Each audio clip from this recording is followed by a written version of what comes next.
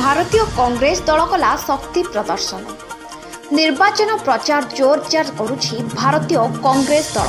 गजपति जिला मोहना निर्वाचन मंडली रे महेंद्रगढ़ बाहरी रा उदयगिरी ठारे आज कांग्रेस पक्षरु थाना परिसर बाहरी हाटपदा पर्यंत कांग्रेस दल शक्ति प्रदर्शनकारी भोटर मानकु कांग्रेस ग्यारंटी कार्ड बांटी भोट भिक्षा करुथिले एवं एथर कांग्रेस विपुल संख्यारे मोहना निर्वाचन मंडली विधानसभा प्रार्थी दाशरथी गमांग एवं ब्रह्मपुर सांसद लोकसभा प्रार्थी रश्मि रंजन पट्टनायक विपुल संख्यारे विजय लाभ करिबो बोली उभय प्रकाश करथिले।